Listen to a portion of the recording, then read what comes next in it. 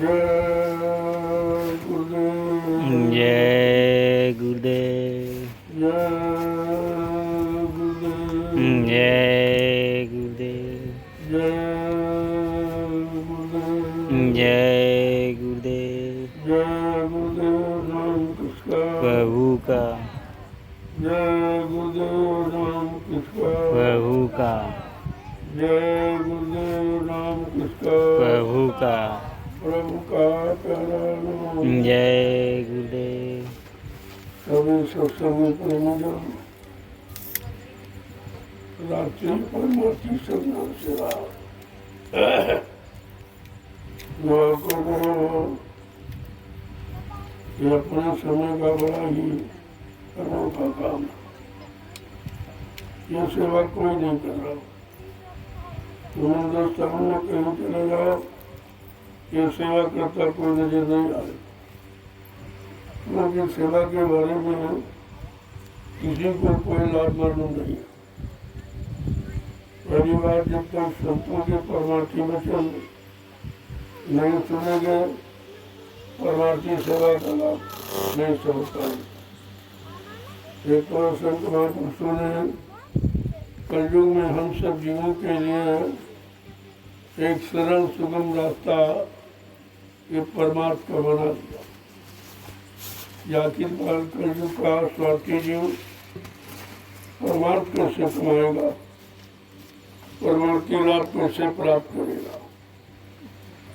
बड़ा सरल उपाय सोचकर ये बना दिया गया और हमें आपको चाहिए उसका लाभ उठा लें। इससे सरल और कोई सेवा नहीं। आपने सेवा तो बहुत की है, जैसे बाल बच्चों की सेवा की, परिवार समाज देश, लेकिन आपने परमार्थी सेवा कि उसके बारे में जानकारी नहीं और स्वार्थ की सेवा वो शरीर को सीमित है। शरीर एक दिन खत्म हो जाएगा तो आपकी सेवा समाप्त हो जाएगी। लेकिन जो परमार्थी सेवा आप कर रहे हो ये खत्म होने वाली नहीं, क्योंकि इसमें आपका कोई स्वार्थ नहीं, लोभ लालच नहीं, कोई मजदूरी पाने की कोई भावना नहीं। ऐसी निस्वार्थ सेवा इस युग में असंभव है, कोई नहीं कर सकता। मजदूरी जब लेते तब तो सही काम कोई करता नहीं। तनख्वाह ले रहे कोई नहीं काम कर रहा, न राजा न प्रजा, कर नहीं कोई रहा।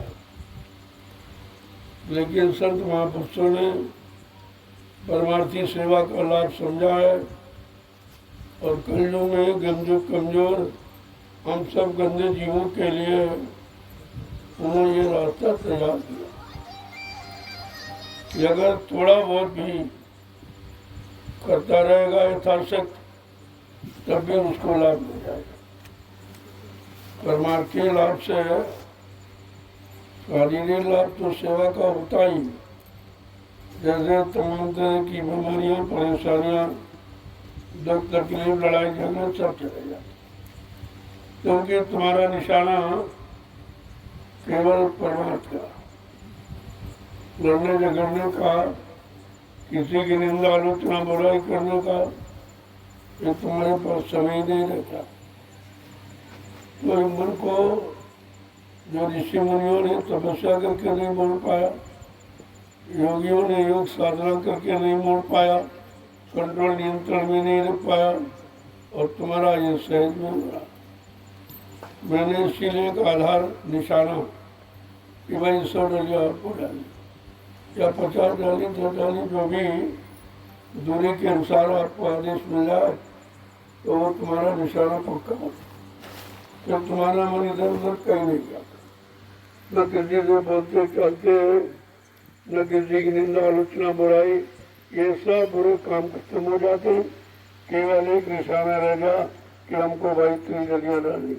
अगर हम बात करेंगे तो भूल जाएंगे और किसी को निंदा आलोचना बुराई तो भूल जाएंगे। इसलिए उसका बिल्कुल शांत मन हो जाता है और अपने लक्ष्य की पूर्ति के लिए वो लगा रहता। ये हमारी ये डलिया कब पूरी होंगे, आदेश का पालन कब हम कर पाएंगे, ये सब जानकारी करते रहते हैं। आप ये देख रहे हो जो डलिया ले जा रहा हो किसी से कोई बात नहीं करता, किसी कोई चर्चा नहीं करता, कोई बुराई बुराई निंदा कुछ नहीं। तो आप कितनी बुराइयों से बच गए केवल एक डलिया को ले। कि डलिया का महत्व थोड़ा बहुत नहीं, बहुत महत्व। जब समझोगे तो हर पल घड़ी में आपको लाभ दिखाई देगा कि हम तमाम बुराइयों से और बुरे कामों से बच गए। जो लोग बड़े बड़े नहीं बच पाए, ज्ञानी योगी वैरागी कोई नहीं बच पाया, सब बुराइयों में फंसे पड़े हैं। एक दूसरे की निंदा आलोचना करते रहते हैं, एक दूसरे को गिराने का और मार काट अपमान करने का व्यवचार को चार सब में लगे पड़े थे। लेकिन ऐसी सेवा ये सोच के रखी गई तुम सारी बुराइयों से तुम्हारा मन दूर हो जाता है। वैसे मन बुराइयों से हटता नहीं है, कितनी कोशिश करो बार बार नहीं जाता। जहाँ जहाँ अपने इंद्रियों को लगाया और इंद्रियों को भगवान का रस दिलाया वही तुम्हारा मन बार बार जाता। जहाँ जहाँ गोदुहन कीने सुंगत सोई ठाव, गो माने इंद्रियों का दोहन आपने जहाँ जहाँ किया है ये मन तुम्हारा बार बार वही दौड़ के जाता। लेकिन जब ये परमात्मा सेवा करोगे तो मन कहीं नहीं जाता, क्योंकि आपको मालूम है इधर उधर मन दौड़ो तो तुम भूल जाएंगे कि हमारी नजर पूरी हुई की नहीं। देखो एक छोटा सा निशाना आधार छोटी सी सेवा से कितना बड़ा काम आप कर रहे हो, जो ऋषि मुनि तपस्या करके नहीं कर पाए, योगी जन योग साधना करके नहीं कर पाए, और अठाई शक्तियाँ मार का हिंसा करके नहीं कर पाई, और आपका बिल्कुल शांत कार्य हो रहा, बड़ी शांति के साथ आ रहे हो जा रहे हो, सेवा आपकी बराबर हो रही। तो इसलिए संत महापुरुषों ने हम सब कलयुग के कमजोर गंदे भोगी विलासी जीवों के लिए ये शक्ति है, कोई शक्ति है नहीं, कोई संयम त्याग तपस्या ये कर नहीं सकता। इतना अंदर से बाहर से शरीर से मन बुद्धि सबसे कमजोर है। तब ये सोच विचार कर आपके पिछले जन्मों के कर्मों को उतारने के लिए ये परमार्थी सेवा रखी है कि अगर जीव इस सेवा को करेगा तो अपना काम बना लेगा, उसको माफी भी मिल जाएगी और आगे का रास्ता साफ हो जाएगा। ये दोनों तरफ का लाभ है, जो आपने किया बुरा वो तो अदा हो जाएगी इससे, और आगे का रास्ता साफ, क्योंकि आगे आप बुरा करेंगे नहीं, आपका निशाना बदल दिया गया। तो ये जो अभियान चल रहा है परमार्थी रात्रि परमार्थी सम्मान सेवा का, ये छोटा मोटा इसको मत समझो, कोई हिंदुस्तान में नहीं करता। अरे दिन में नहीं करता तुम तो रात में कर रहे हो। इतना माफिया जो लोग देख रहे हैं सारा हिंदुस्तान चकित है और तुमसे एक शिक्षा ले रहा। हिंदुस्तान में ऐसे भी लोग हैं जो वर्तमानी रात्रि में आदेश हुकुम का पालन करते हैं। वो कौन है जिसका आदेश हुकुम का ये पालन कर रहे हैं? कहते हैं वो समय का काम करने वाला है, सेवा करो और सबकी सेवा करो। जब सबकी सेवा करेगा तो सब उसके आदेश का पालन करेगा। बाकी वो कोई भगवान अपने को नहीं कहता, लेकिन जब काम देखते लोग तो कहते हैं भाई यह काम इंसान तो नहीं कर सकता, ना इंसान से करा सकता। कितना लोग लालच दिया जाए, लोग दिन में नहीं करेंगे ये सेवा, आप रात्रि में करें तो कितनी बड़ी बात है, कितना बड़ा काम। दुनिया को लोग देखते रह जाएंगे और तुम अपना काम बना रहे हो, और लोग समझ जाएंगे तो तुमको काम नहीं करने देंगे, वो बाधा डालेंगे, वो पहले आ जाएंगे, हम बैठ जाएंगे, काम में लग जाएंगे और तुम्हारा काम छूट जाएगा। इसलिए अपने निशाने में पक्का, क्योंकि इसका लाभ बहुत बड़ा, वो लाभ लोगों को पता नहीं है, जो तुमसे पहले आ जाएंगे वो और आपको ले लेंगे। उन्हें पता हो तो सोचते तो मिट्टी ढो रहा है, मिट्टी ढो रहा है। उन्हें क्या मालूम कि मिट्टी ढो रहे कि अपने कर्मों का बोझा ढो रहे, उन्हें क्या पता ये सब। और ये राज रखा जाता अपने जीवों को लाभ देने के लिए, ये राज और रहस्य बहुत संभाल के रखा जाता कि दुनिया के लोग ध्यान देने पाए और प्रेमियों का काम हो जाए। लोग जो काम रुपए पैसे धन दौलत खर्च करके नहीं करा सकते किसी से, वो काम तुम्हारा ये मिट्टी का नहीं है, तो इसको मिट्टी मत समझो। एक तो मिट्टी वो है जहाँ 88,000 ऋषियों ने तपस्या की, और 88,000 की संख्या कितनी बड़ी होती है, कितने किलोमीटर तक उन्होंने ये तपस्या का अपना क्षेत्र बनाया होगा। ये गोमती के किनारे किनारे ये सब पूरा विस्तार है। और उस भूमि उन तपस्या के से तपस्या की हुई पवित्र भूमि को जब आप अपने सिर पर रख रहे हो तो कितनी जिंदगी खत्म हो रही, कितने अनंत जन्मों के पार उतर जाएंगे, ऐसी मिट्टी है। गोस्वामी जी महाराज ने इसीलिए इस क्षेत्र का महत्व कितना कहा कि तीर्थ वर नैमिष विख्याता अति पुनीत साधक सुखदाता। ये नैमिषारण तीर्थों का महातीर्थ है, तीर्थों का राजा है।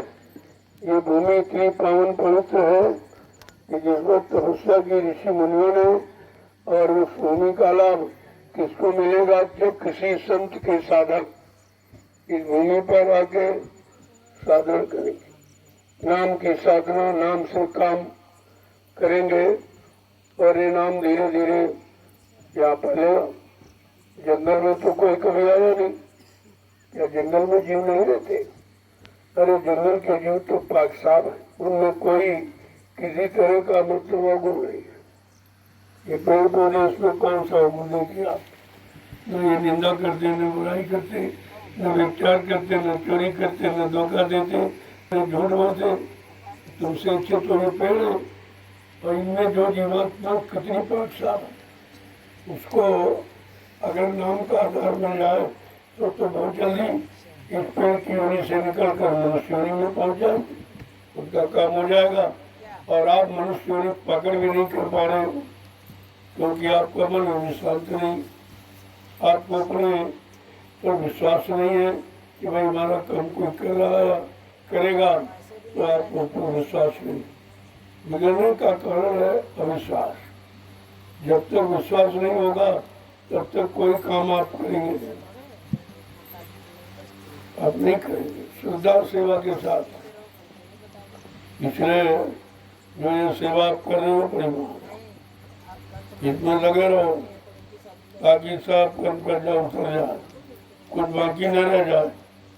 तो फिर से क्या होगा कि जब जीवात्मा निर्मल पाक साफ हो जाएगी तो फिर जाने में दे देंगे, तो उसको ले जाएंगे, लेकिन गंदे जीव को नहीं ले जाएंगे।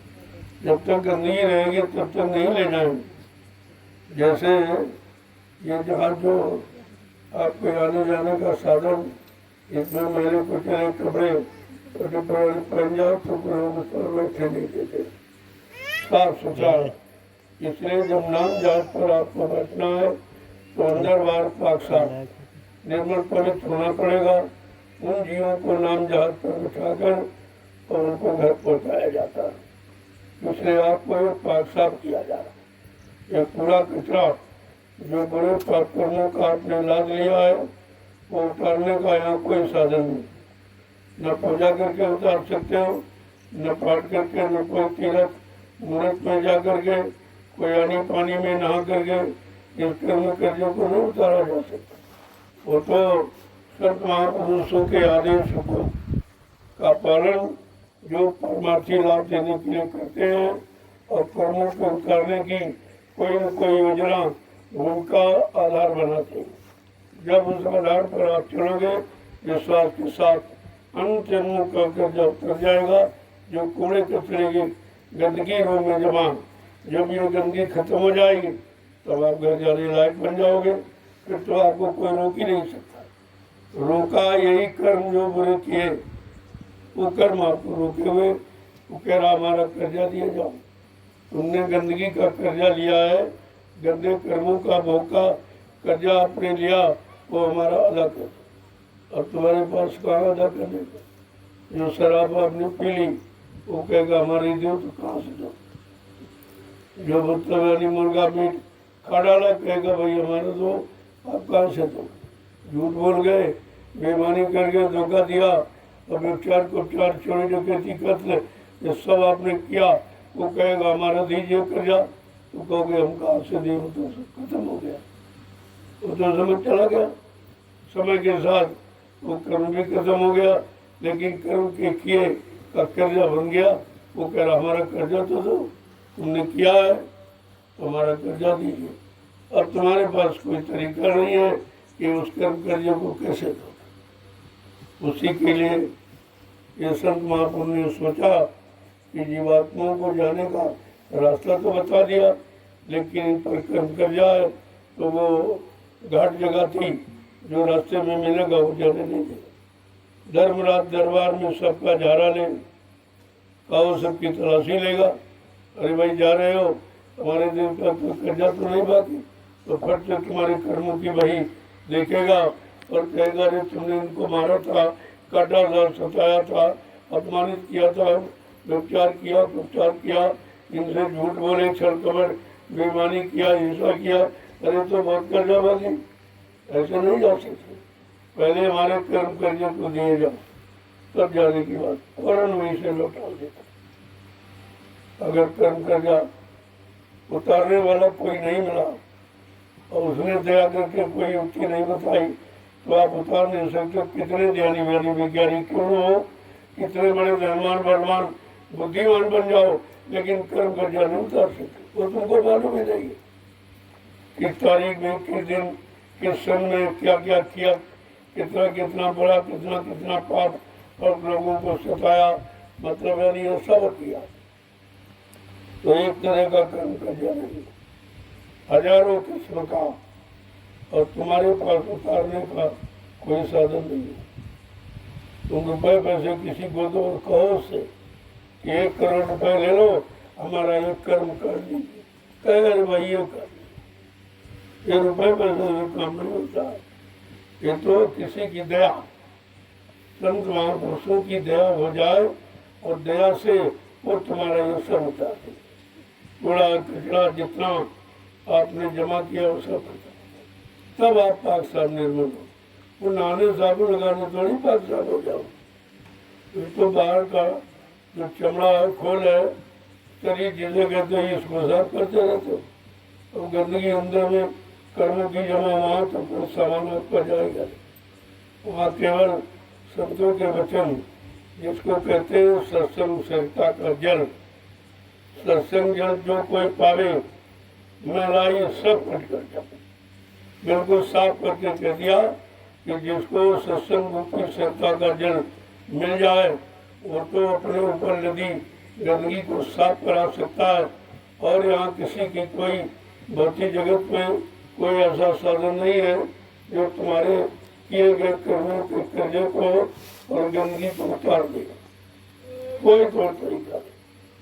लोग बेचारे पूजा करते रहे और कर्जा नहीं आता, पाठ करते रहे, तीर्थ मूर्ति में समय संपूंजी खर्च करते रहे, सारा जीवन का चला गया, और आपको बोला एक पाप कर्म नहीं मिटा, मिलने की बात तो छोड़ दो, मिला तो आपको ऐसे भी कुछ नहीं, लेकिन जो पहले का लाते बैठे हो वही नहीं उतरा है, और नित्य नया लाते रहते हो।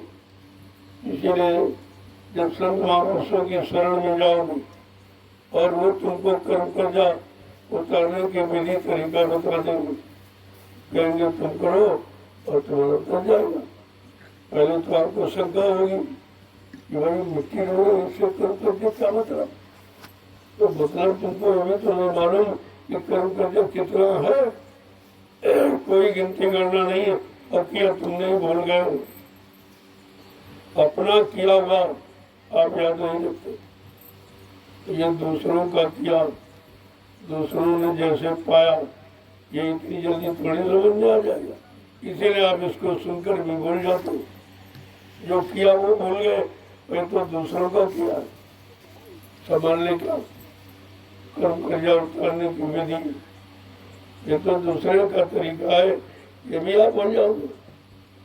तो इस भूल बात कि मतलब यानी बोलने ना पाओ, लेकिन यह नहीं बोलोगे जब डलिया आपने डाली, जब कभी आओगे और स्थान को देखोगे तो यही कहोगे, अरे भाई ये तो यहाँ हमने भी श्रमदान किया था, या हमने भी 2-3 दलदलिया डाली। अब दलदलिया डाली हो तो बता रहे हो, लेकिन दलदलिया से कितना कर्म कर्जा उतरा वो नहीं बता सकते, क्योंकि आपको अपने बुरे पाप कर्मों का ढेर उसके बारे में जानकारी नहीं कि कितना ऊंचा ढेर है। कहते पहाड़ों से भी बड़ा ज्यादा आपने कर्म कर्जों का बोझा अपने पर लाद रखा, पहाड़ों जैसा। अब आप सोचिए कैसे उतरेगा, तो कहानी उतर जाएगा। तरीका होना चाहिए, जैसे फूस का ढेर आपने बहुत बड़ा जमा किया और ये सोचो ये कैसे खत्म होगा, एक माचिस की तीली लगा दी जो सब भस्म हो जाएगा। लेकिन वो तीली लगाना किसको मालूम, और रगड़ कर जो अग्नि पैदा की जाती वो तरीका किसको मालूम। बगैर तरीका जाने तुम ये काम नहीं कर सकते। ऐसे संत महापुरुषों ने तुमको नाम की चिंगारी दी। ये नामदान क्या चिंगारी है, अनंत जन्मों के पापों को ढेर को ये क्षण में समाप्त कर देगा। ऐसी ये नाम की चिंगारी है। वैसे महापुरुषों ने इशारा करके कहा है, योग अग्नि तब प्रकट कर कर्म शुभाशुभ जारी, और बुद्धि शराबे ज्ञान ग्रहत और ममता मल जड़ जाए। जब ये नाम योग की साधना करके आप अपने में शक्ति यानी चिंगारी पैदा करोगे, जिससे अनंत जन्मों के पाप भी खत्म हो जाएंगे और आपको जीवात्मा को जगाने का रास्ता निकल आएगा और घर पहुंचाने के लिए आप तैयार भी हो जाओगे। एक काम नहीं, बहुत काम। अब धीरे धीरे से आप लगते जाओगे, विश्वास होता जाएगा, सेवा का भाव बनता जाएगा, जिनसे आपका काम हो जाएगा। और दुनिया को लोग समझ नहीं पा रहे, वो समझते पूजा पाठ तीर्थ व्रत इससे हो जाएगा, उन्हें बेचारों क्या पता। ये तो जड़ पूजा है, तो जड़ से कभी चेतन का काम होता है। जड़ कभी गंदगी नहीं उतारे। वो तो जैसे आप झाड़ू लगा के गंदगी को तो जाला, झाड़ू को चलाने वाले कोई जिंदा कोई चेतन होना चाहिए। जब चेतन अपने हाथ से झाड़ू को पकड़ेगा तब वो गंदगी साफ होती। तो उसके लिए भी चेतन की आवश्यकता है।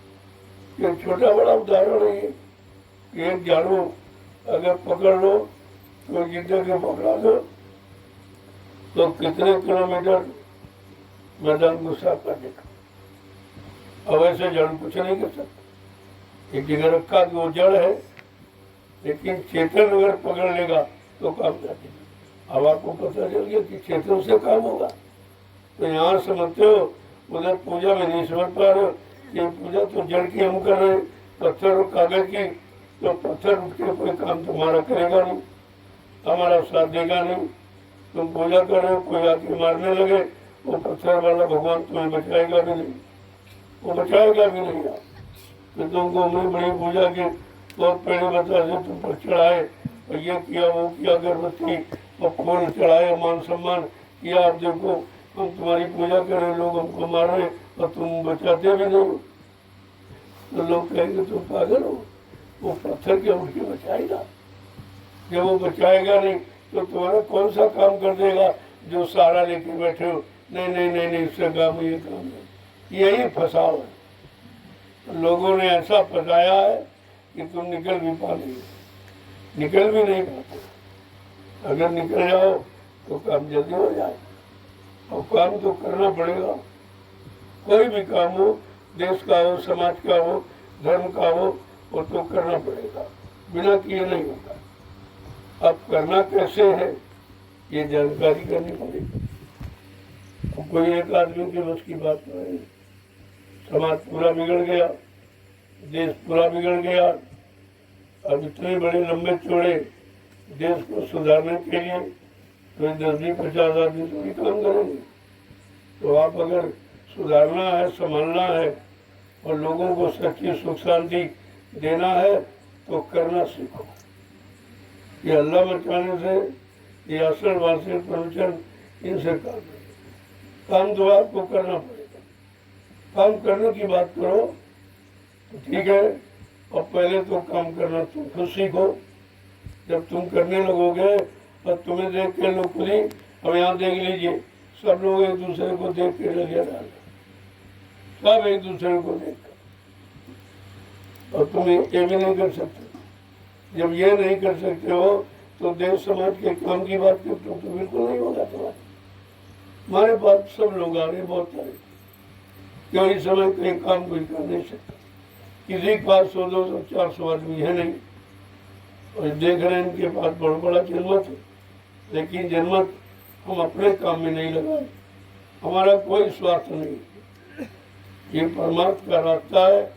ये समाज और देश के लोगों के लिए एक भूमिका तैयार की जा रही है, ये उसके लिए तैयारी। ये मैं कोई अपने काम में उनको थोड़ी लगाया हूँ, ना हमें कोई मान सम्मान पाने की इच्छा, ना कुछ बनने की इच्छा है। केवल देश बन जाए और समाज बन जाए, समाज के रहने वाले लोग बन जाएं तो काम हो जाएगा। अपने बनने की बात यहाँ नहीं की जाती। यही तो हमारे इनमें अंतर है। वो सब लोग मान सम्मान ढूंढ रहे हैं कि ये करें तो मान वजह हमने कभी नहीं मिलेगा। मान चाहने वाले अपमान से डरते, वो डरते हैं जिनको मान चाहिए, और जो मान सम्मान के परे हैं उनको कुछ नहीं चाहिए। उनको तो काम चाहिए, उनको व्यवस्था चाहिए, उनको परिवर्तन चाहिए, उनको परिवर्तित स्वभाव के लोग चाहिए, जिन्होंने अपने अपने मन बुद्धि चित्त को परिवर्तित कर दिया, बदल दिया, अपने खान पान को बदल दिया, अपने भारतीय रहन सहन में आ गए, भारतीय सादगी खान पान में आ गए, वो भारतवासी कहलाने के अधिकारी बन गए। उनके द्वारा भारत का काम है। ऐसा तुम चिल्लाते रहो कुछ नहीं, तुम्हारे चिल्लाने से कुछ नहीं होगा। सब चिल्ला चिल्ला के थक गए, अब तो वो मेरे पास आए। तुमने कहा भाई मेरे पास तो जो हम काम कर रहे हैं आप भी इसी में लग जाओ तो जल्दी हो जाए। ये भूमिका व्यवस्था जो बनाई जा रही है ये हिंदुस्तानी ने सारे विश्व के लिए, इसलिए विश्व की समस्याओं को हल करने के लिए, विश्व की सुखप्रद शांतिप्रद व्यवस्था बनाने के लिए आप सोचिए आप कितनी मेहनत करेंगे, कितने लोगों की जरूरत है। क्योंकि कलयुग का नियम है, कलयुग संगे शक्ति, कलयुग में संग संगठन ही शक्ति। जिसके पास संगठन है, जिसके पास जनमत है, वो सफलता प्राप्त कर लेगा, वही विजय दिला देगा। बाकी कोई चिल्ला करके कह के और लिख करके नहीं कुछ होगा, इससे कुछ होने वाला नहीं। ये लिखन पढ़न से बहुत दूर की चीज, एक तो करने का विषय है। तो हमारे हम तो करने की बात करते हैं, ये हमने धीरे धीरे किया तो ये सब हो गया। आप जल्दबाजी करते हो, मैं मना करता हूँ, कोई काम जल्दबाजी का मत करो, क्योंकि परिवर्तन तुम्हारे अनुसार नहीं होगा, बदलाव तुम्हारी सोच से नहीं होगा। जिसने अपने आप को बदल लिया और अपने आप को समर्पित कर दिया वो बदल सकता है। पहले आप अपनी आदत को बदलो, अपने गंदे खान पान को बदलो, ताकि तुम्हारी बुद्धि पाक साफ निर्णय देने लगे। जब तक खान पान नहीं अच्छा होगा तब तक भाव विचार अच्छे नहीं होंगे, भाव विचार अच्छे नहीं होंगे तुम्हारे कर्म अच्छे नहीं होंगे, कर्म अच्छे नहीं करोगे तो कोई अच्छा लाभ नहीं मिलेगा। अगर लाभ पाना है तो पहले कर्मों को सुधारो, अच्छे नेक बड़े कर्म करो, जिससे तुम भी शुद्ध हो जाओ और समाज को शुद्ध करने में तुम्हारा मन लग जाए। यही ताकत सबसे बड़ी संयम और नियम, ये सबसे बड़ी शारीरिक शक्ति है। और ये शक्ति अगर आपने अपना ली तो फिर काम करने में देर नहीं लगेगी। और जिनकी आप बातें करते हो उन्होंने किया, उन्होंने त्याग किया है, संयम किया। देश के लिए, समाज के लिए जो जितने काम के लिए तैयार हुआ, अपने आप को सिर्फ समर्पित कर दिया। न परिवार देखा, न बाल बच्चे देखे, न कोई स्वार्थ लोभ लालच देखा, न कोई अद्दी गद्दी की कामना रखी। बिल्कुल निस्वार्थ भाव से देश समाज के लिए जो कुर्बान हो गया उसने काम कर लिया। और तुम उन कुर्बान होने वाले लोगों की बात करते हो, स्वयं कुर्बानी करने के लिए तैयार नहीं हो तो फिर कोई काम नहीं हो, फिर तो कोई काम आप कर ही नहीं सकते। इसलिए पहले समझो, सोचो, विचारो और करो, तब तुम्हारे सफलता पाने के लायक बन जाओगे। ऐसे सफलता नहीं मिलेगी जैसे आप लोग। मैंने बहुत लोगों को मना किया, अब तो इस समय मेरे पास सभी आते हैं, सब लोग आते हैं, सब कहते हैं कि ये काम हो जाएगा, हम नहीं करें। अभी काम की तैयारी कर रहा हूँ, काम इससे देखकर हो नहीं जाएगा, काम की तैयारी कर रहा हूँ। और जैसी तैयारी जितने दिनों में तैयारी हो पाएगी, या तुम जितने जल्दी तैयार हो जाओ तो जल्दी काम हो जाए। और तुम तैयार होना समझते हो कि हाँ हम तैयार, अरे ऐसे नहीं। मनसा वाचा कर्मणा तीनों तरफ से आप तैयार हो तब हम तैयार मानेंगे आपको। ऐसे नहीं ये समय आया तो कहने लगे, जब कोई मुसीबत है तो भाग गए छोड़ के। ऐसे लोगों से कोई, इन भगोड़ों से कोई काम नहीं होगा। यहाँ भी 45 करोड़ को इकट्ठा किया गया और आज कोई नहीं दिखाई देगा। जब मैं निकला ढूंढने के लिए, चलो भाई 45 करोड़ गुरु का परिवार है, फिर देखे भाई गुरु के लिए कितने खड़े हैं, गुरु पर कितना विश्वास कर रहे हैं, और गुरु के वचनों पर किन लोगों ने विश्वास किया, माना है, और वचनों को मानकर अपनी जगह कितने लोग खड़े हैं। जब निकला तो एक भी नहीं मिला, एक भी आदमी नहीं मिला। अब आप सोच लीजिए, 28 मई 2012 से मैं लगातार मेहनत कर रहा हूँ, अकेले ही, कोई नहीं था। अकेले मैंने ये मेहनत शुरू की थी, और धीरे धीरे धीरे धीरे 2-3-4 साल तो ऐसी हालत रही कि गाड़ी का डीजल भी नहीं निकलता था। तो मैं मांगता नहीं हूँ, मांगने की मेरी आदत नहीं, और गुरु ने मांगना सिखाया नहीं है। जो श्रद्धा सेवा भाव से देता उसी तेल जलाकर और भाड़ा देकर चलता रहा 3 वर्ष लगातार। तो धीरे धीरे कभी 10 जुड़े, हट गए, 20 जुड़े, 1000 जुड़े, 2000, धीरे धीरे धीरे ये 12 साल की मेहनत आपके सामने है जो जन्मत आती है। अभी तो ये कुछ आए नहीं। ये गुरुमा का कार्यक्रम हुआ, हिंदुस्तान में इतनी भीड़ कहीं नहीं होती, और कोई किसी की मदद न कोई शासन प्रशासन से कोई नहीं करता, क्योंकि हमको मदद लेने की जरूरत है। हमने ऐसे लोगों को तैयार कर दिया, ये पूर्ण अनुशासित है, एक आवाज पर खड़े होने वाले एक आवाज पर बैठ जाएंगे। कहीं से अगर कुछ कह दिया जाए तो देर लगेगी। आप देख तो रहे हो कितनी जल्दी ये सड़क देखो बन। ये सड़क इसके लिए सरकार कितना पैसा देती, खर्च करती, और फिर भी इस तरह काम नहीं होता। अब आप देख लीजिए, छोटा सा था, एक उदाहरण के रूप में, जबकि ये सबके लिए है और सब चलेंगे, लेकिन चिंता सबको नहीं है, चिंता उन्हीं को है जो इस काम करने के लिए आए, ये काम करने के लिए आए। ये शक्तियाँ जिनको आप पहचान नहीं सकते, क्योंकि तुम्हारा मन क्यों नहीं साथ दे रहा, तुम्हारा मन क्यों नहीं कर रहा। अरे नहीं भाई, दलदलियाँ हमको भी डालनी चाहिए, ये तो सार्वजनिक काम है, ये सबके हित का है। और सड़क कोई बन जाती तो सब लोग कब तक निकलते, जब तक रहते। इतना बड़ा लाभ लेने का तरीका, लेकिन समझ में आपकी नहीं आएगी। तुम्हारा ध्यान काम पर नहीं है, तुम्हारा ध्यान नाम पर है। हमारा नाम हो जाए, व्यवस्था हो जाए, हमारा नाम सबके आगे हो जाए। अरे ऐसे नहीं होगा, नाम के लिए कुर्बानी करनी पड़ती है, और कुर्बानी आपको मालूम नहीं है। कुर्बानी सबसे बड़ी क्या है? विचारों, स्वच्छ विचार। ये तुम्हारे अच्छे विचार होंगे, ये सबसे बड़ी कुर्बानी है अच्छाई लाने की, अच्छे समाज की स्थापना की, ये सबसे बड़ी कुर्बानी। और तुम्हारे विचार अच्छे नहीं है, विचारों में गंदगी है, विचारों में स्वार्थ की बू भरी है, तो इससे काम नहीं होगा। हमारे साथ वही चल पाएगा जो विचारों से बिल्कुल पाक साफ, कोई कामना नहीं, कोई इच्छा नहीं, कोई मान नहीं, कोई सम्मान नहीं, केवल परमार्थ की भावना की काम हो जाए, जिससे करोड़ों लोगों को लाभ मिले। ऐसी परमार्थ की भावना रखने वाले मेरे साथ जुड़ पाएंगे, चल पाएंगे और ठहर पाएंगे। और जो कलयुग की बात आपके सामने कही जा रही, वो कलयुग के इतिहास में उन्हीं का नाम दर्ज होगा।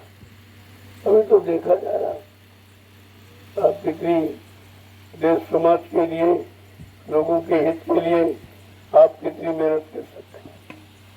और ये निस्वार्थ मेहनत सरकार बना रही, कितना पैसा खर्च कर रही, जिन लोगों को आदेश देती प्रधानों को, इनको वो भी कितना पैसा खर्च करते, लेकिन ये काम जो सामने सबके हो रहा, इसमें पैसे की जरूरत ही नहीं। श्रम की कभी बिक्री नहीं होती, श्रम दान है। दान कभी मतलब यानी पैसे स्वास्थ्य लोभ लालच से खरीदा नहीं जाता, ये श्रम का दान है। और हिंदुस्तान में कोई जो भी श्रम कर रहे सब बदले में पैसा लेते, मजदूरी लेते, तनख्वाह लेते, चाहे राजा हो चाहे प्रजा हो, हमारे यहाँ सब लेते। लेकिन ये परमार्थी रास्ता किस तरह तैयार किया जा रहा, जो हिंदुस्तान में कहीं नहीं। कहीं चले जाओ, किसी मिशन में, किसी संस्था में, किसी संगठन में, ये काम आपको कहीं नहीं मिलेगा जो हो रहा। लोग दिन में परिश्रम नहीं करेंगे मजदूरी लेकर। ये देखिए निस्वार्थ, कितने विषय उमस है, लेकिन इनके दिल में वो भावना है, वो श्रद्धा और सेवा भाव है, जिसके द्वारा ये कभी निर्भर नहीं होते, कमजोर नहीं होते, कभी असहाय नहीं होते, और कभी इनका उत्साह था परमार्थ के लिए हमेशा ये तैयारी रहती।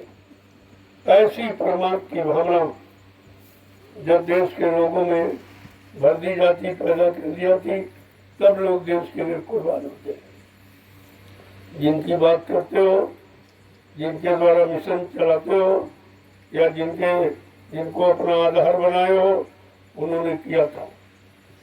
उनको तुमने देखा नहीं और तुमने उनकी स्पीच भी नहीं सुनी, केवल नाम सुना। तो नाम सुनने से काम थोड़ी होगा।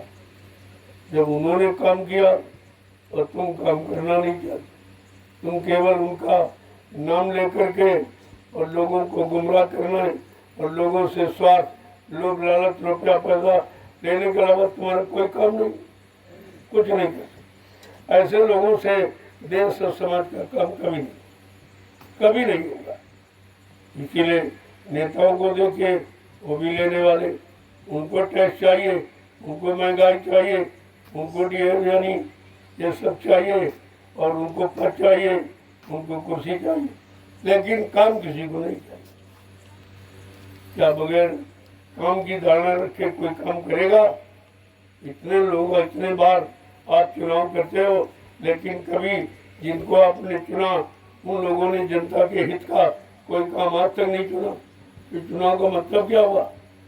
मैंने इसीलिए प्रार्थना की थी कि 24 का चुनाव आप रोक लीजिए, तुम्हारे लिए, तुम्हारी जनता के लिए अच्छा नहीं होगा। लेकिन नहीं माने और नहीं अच्छा हुआ।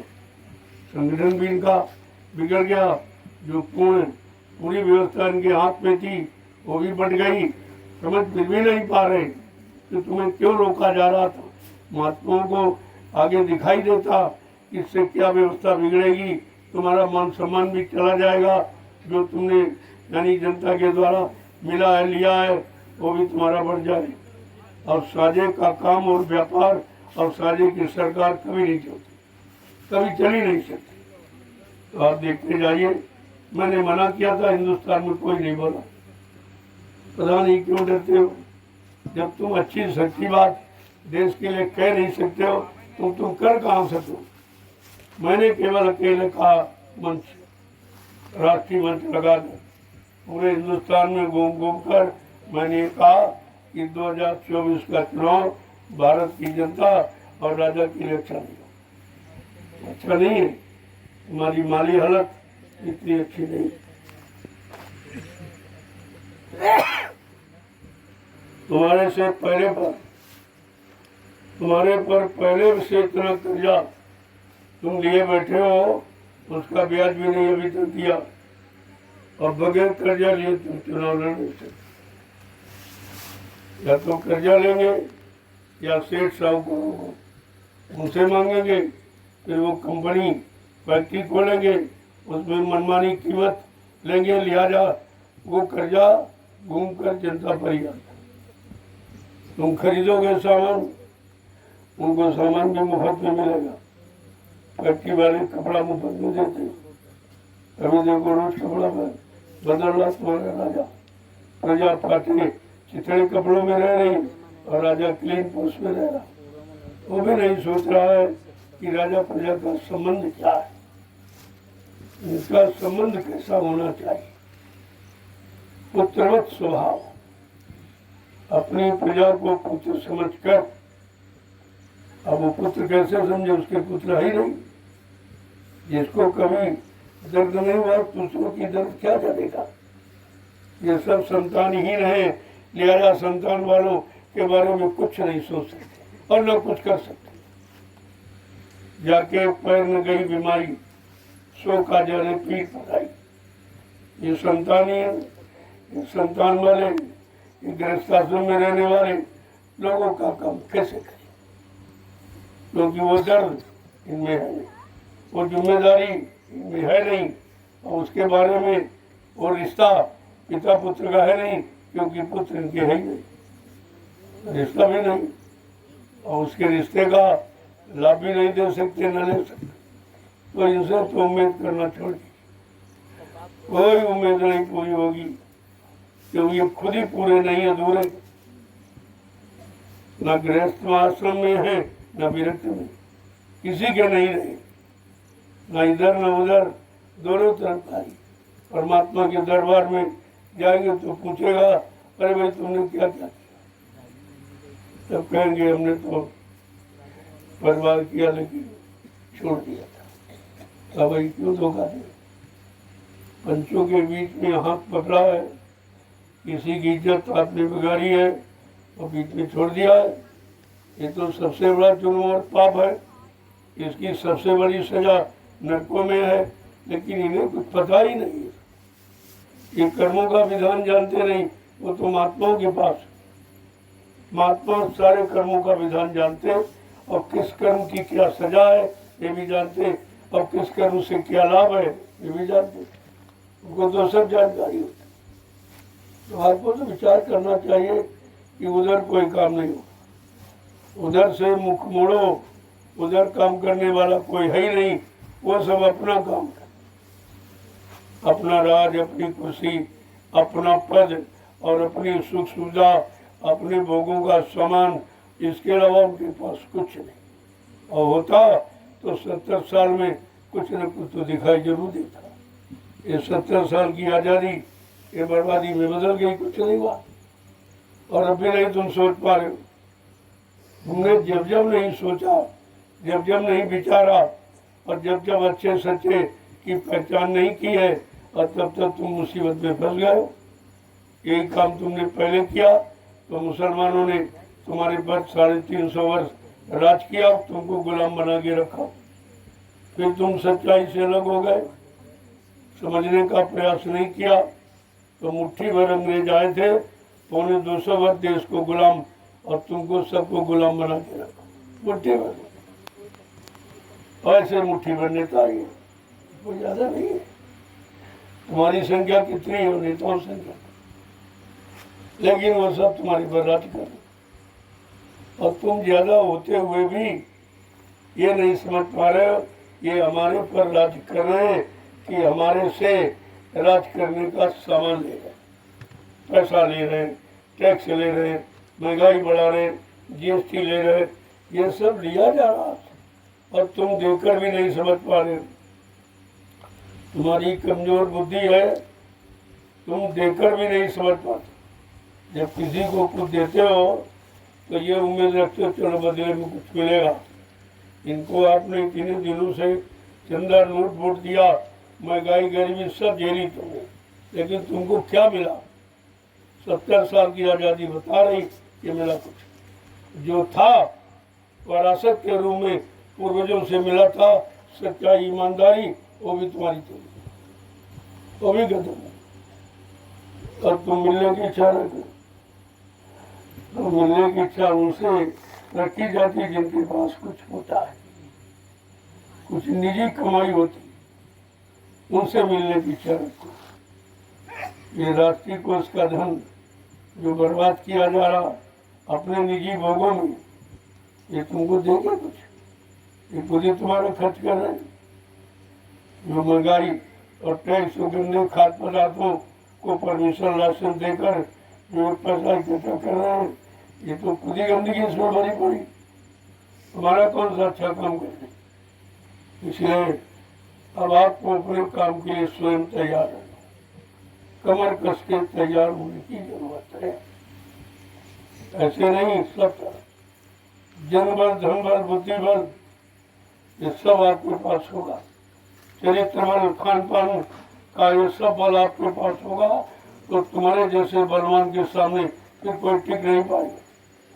लेकिन ये काम आप करते नहीं, अल्लाह मचाते हो, अंग्रेजियत अभी तक नहीं छोड़ पाए। मैंने 15 सितंबर 2023 में ये घोषणा की थी, हिंदुस्तान में कोई नहीं बोला और किसी ने कभी कहा भी नहीं कि तुम भारतीय हो तो भारतीय वेशभूषा में तो आ जाओ, तुम्हारी पहचान तो अपनी बनाओ कि हम भारतीय हैं। तुम्हारी भारतीय वेशभूषा नहीं, ये पैंट पतलून ये अंग्रेजों की पोशाक। कहते अंग्रेजों को भगाया, अब उनकी पोशाक भी पहने, अब उनकी पोशाक के गुलाम। वो जो अंडा मुर्गा मीट इंग्लिश शराब जो भी दे गए वो उसके गुलाम बन गए आप। तो तुम्हारे अंदर गुलामी गई कहाँ?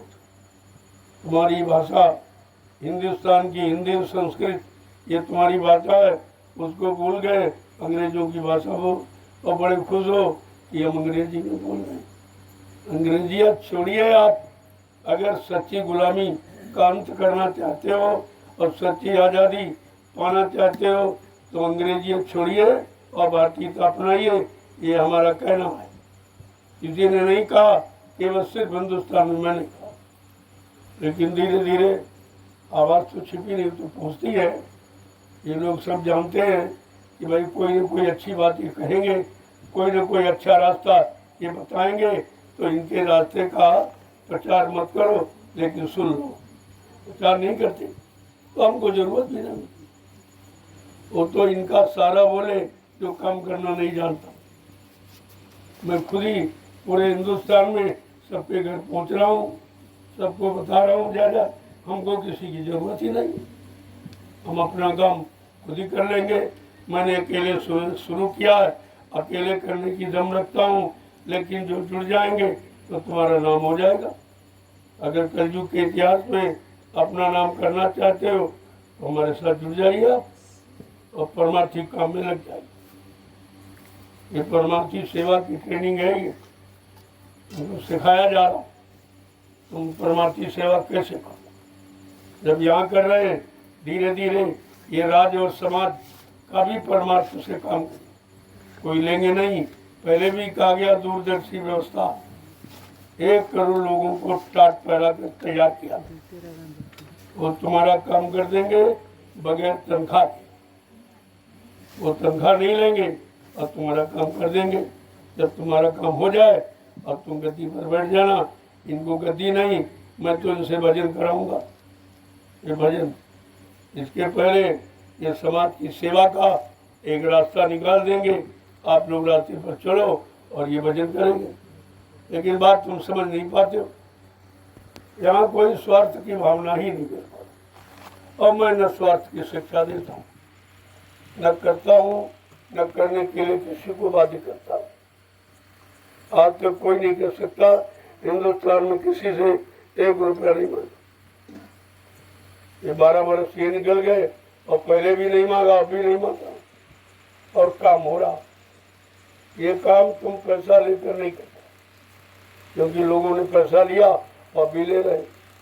चाहे वो राजनीति का हो, उसने भारत की जनता से चंदा लिया और नोट लिया और वोट लिया और महंगाई ली है, यानी सब वसूली और टैक्स वगैरह, उन्होंने भी काम नहीं किया। और जिनको आप तुम दे रहे हो कि चलो दान दक्षिणा, रोटी रोटी लंगोटी दे दे, ये भी काम करेंगे, तो ये काले पीले बस करने वाले इसको भी कुछ नहीं किया, कुछ नहीं। काम की तो जानकारी किसी को है, और नाम चाहते, दाम चाहते, और बगैर काम के दाम भी कोई नहीं देता, मजदूरी भी नहीं देता, और बगैर काम के नाम भी नहीं होगा। तो काम तो आपको करना पड़ेगा। वो काम की यहाँ तैयारी देख लीजिए, इस तरह से लोग लगे पड़े। रात्रि में तुम ये काम दिन में नहीं करा सकते हो और मजदूरी लेकर नहीं करा। इतनी धूप है और इतना बड़ी उमस गर्मी पे, लेकिन ये रात दिन कर रहे।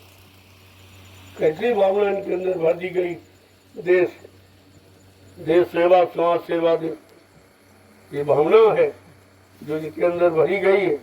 अब ये बिल्कुल परिपूर्ण हो गए। अगर ऐसे लोगों को राज की व्यवस्था सौंप दी जाए तो ये प्रजा का काम निस्वार्थ करे, कोई टैक्स नहीं, कोई महंगाई नहीं, कोई मजदूरी, कोई तनख्वाह नहीं। और ये सब चाहे राजा और प्रजा सभी का, प्रजा से तनख्वाह लेती, ये राजा का काम नहीं है। राजा निस्वार्थ सेवा प्रजा की करता, अपन करता, उसको राजा कहते। अब राजा शब्द खत्म, उसकी महिमा कदम, तो वो तो इनके अंदर न कर्म है, न सोच है, न लगन, लिहाजा ये राजा नहीं है। ये तो राज की व्यवस्था को बिगाड़ने वाले। आपको इस पर विचार करना चाहिए। जल्दी से अपना संगठन तैयार करो। अगर तुमको विजय प्राप्त करनी है तो सच्ची विजय, इस पर बुरे कर्मों को हटाने में, पाप कर्मों को मिटाने में, लोगों के दुख तकलीफ दूर करने में, लोगों को बुराई और गंदे खान पान से हटाने में आपको ये काम करना है। ये काम पहले करो। पहले इनकी बुद्धि को पाकसा बनाओ, इनके खान पान को ठीक करो, तो इनके अंदर अच्छी सोच हो।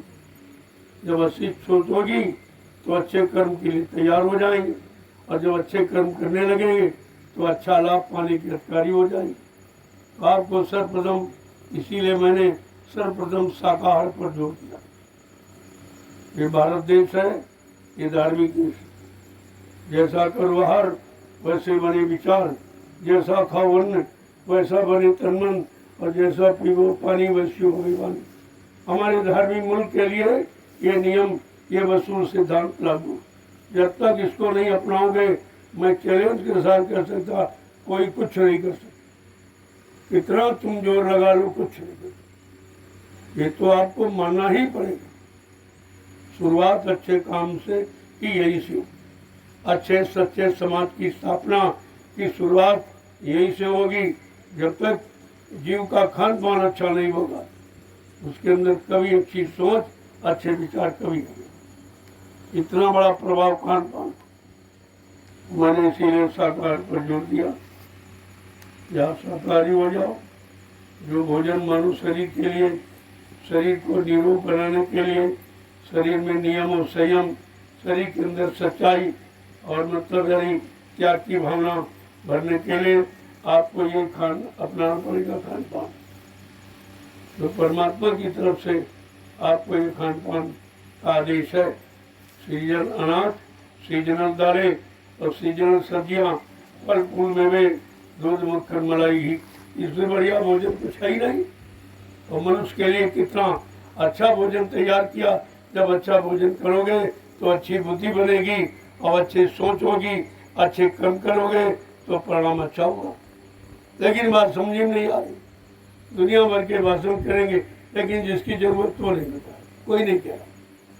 कहीं मंदिर से, मस्जिद से, गिरजाघर गुरुद्वारों से, तीर्थ और मूर्त से कहीं ये आवाज़ नहीं आपको मिलेगी कि सब लोग शाकाहारी बने।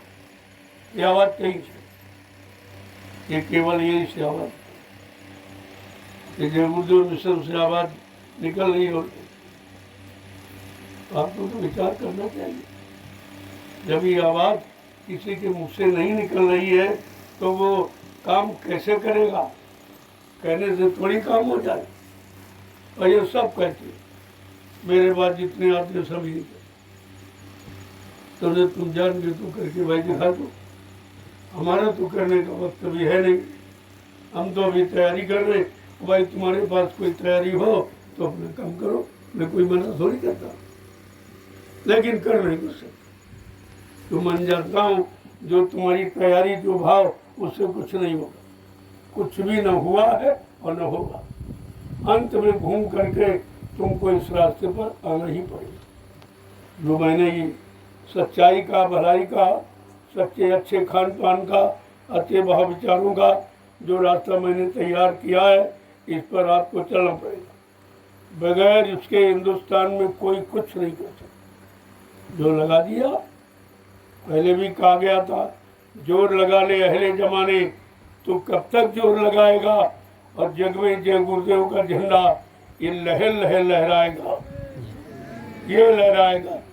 तुम दवंडियाँ झंडियाँ बनाए घूम रहे, इससे बचेगा, क्योंकि ये प्रभु नाम का झंडा, ये किसी इंसान के मान सम्मान का और किसी राजनीतिक ये लोगों का निजी कुर्सी पद पाने वाला झंडा नहीं है। ये प्रभु नाम का झंडा, और प्रभु सबका है, सबका सृजनहार, सबका पालनहार है।